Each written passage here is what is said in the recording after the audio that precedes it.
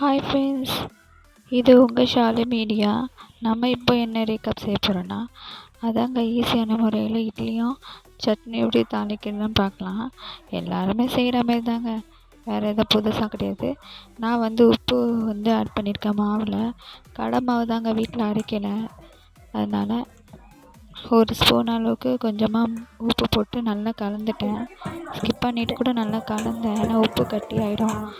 அதுக்கப்புறம் இட்லியில் அப்படி அப்படியே இருக்கும்ன்ட்டு நல்லா கலந்துட்டு ஸ்டவ் ஆன் பண்ணிவிட்டு இட்லி பாத்திரத்தில் தேவையான அளவு தண்ணி ஊற்றிட்டு கொஞ்சமாக தான் ஊற்றினேங்க. அதுக்கப்புறம் இட்லி ஊற்றிக்கோங்க. எங்கள் வீட்டில் இன்றைக்கி ஃபுட்டு தாங்க, இட்லி சட்னி. இது எல்லாருக்கும் தெரிஞ்சது தானே. டெய்லி என்ன செய்யுதுன்னே ஒரே தலை வெடிச்சு போகுது.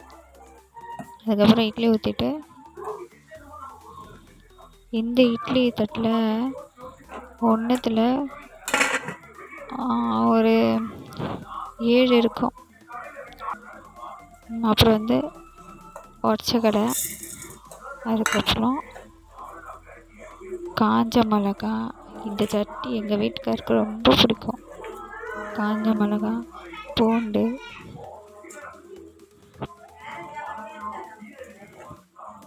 அப்புறம் தேங்காய்.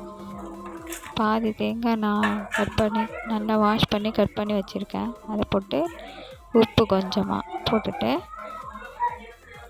தண்ணி கொஞ்சமாக ஊற்றிட்டு இப்போது மிக்சியில் நல்லா அரைச்சி எடுத்துக்கலாம்.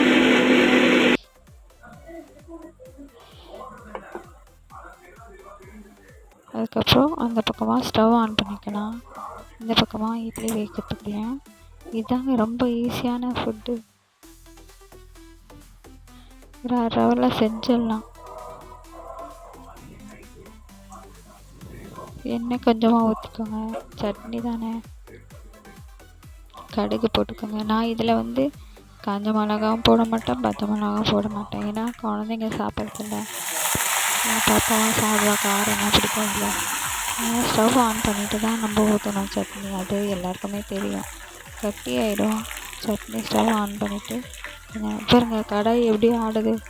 ஒரு நிமிஷமாக அந்த கடாய் தரையில் நிற்கல. அதனால் பாருங்க அரைச்சி எடுத்தாச்சு. எவ்வளோ நைஸாக இருக்குது சட்னி, சூப்பராக. எனக்கு நைஸாக அரைச்சா தான் ரொம்ப பிடிக்கும். அதுக்கப்புறம் ஆறியாச்சு. கொஞ்சமாக ஊற்றி விடுங்க. இல்லை இதுதான் ஸ்டவ்வில் வச்சு ஊற்றுனா பயமாக இருக்குது, நெருப்பு மாதிரி ஆகிடுது வந்துருக்கு. அதனால் அப்படி தான், முன்னாடி அப்படி தான் ஆச்சு. பாருங்கள் கடாய் என்ன ஆட்டம் ஆடுது. அது நிற்கிறதுக்கு தான் நான் ஒரு ஐடியா பண்ணேன், கடாய் நிற்க மாட்டேங்குதுன்ட்டு. அதுக்கப்புறம் ஊற்றிட்டு இந்த மிக்சியில் கொஞ்சமாக தண்ணி ஊற்றி அதை கலந்து, அதையும் வேஸ்ட் பண்ணக்கூடாதுல்ல, அதையும் கலந்து அதையும் ஊற்றிட்டு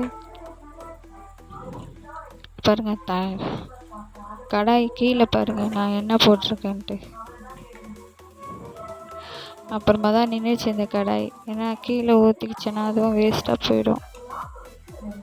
அதனால் கேஸில் வர தட்டு தான் அதில் போட்டு வச்சுருக்கேன். அவ்வளோதான், கடாய் நின்று போச்சு. இப்போது வாங்க இட்லி வெந்துருச்சான்னு பார்த்துடலாம். ஆஹா, சுட சுட இட்லி ரெடி. மல்லிப்பூ மாதிரி ஒரு இட்லி ரெடி. சூப்பராக ரெடி ஆயிடுச்சு.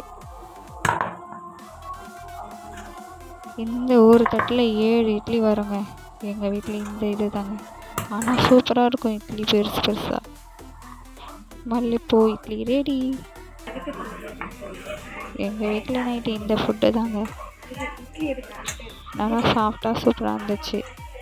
அதுவும் சட்னியும் சூப்பராக இருக்கும். சாம்பார் தான் செய்யலை, வெறும் சட்னி தானே. நைட்டு இதை வச்சு தான் செஞ்சு சாப்பிட்டு வேஸ்ட் பண்ணிக்கணும். அவ்வளோதாங்க, இட்லி ரெடி.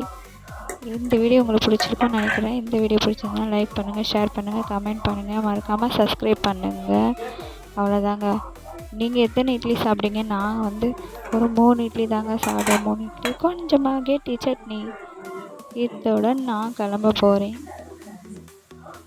இந்த வீடியோ உங்களுக்கு பிடிச்சிருக்கோன்னு நினைக்கிறேன். இதே மாதிரி நீங்களும் ட்ரை பண்ணி பாருங்கள். சட்னி பிடிக்காதவங்க யாருங்க இருக்கா? இதேமாரி செஞ்சு பாருங்கள். கொஞ்ச நேரத்தில் சட்னியும் இட்லியும் மல்லிகைப்பூ மாதிரி ஒரு இட்லி ரெடி. தேங்க்யூ. பாய்.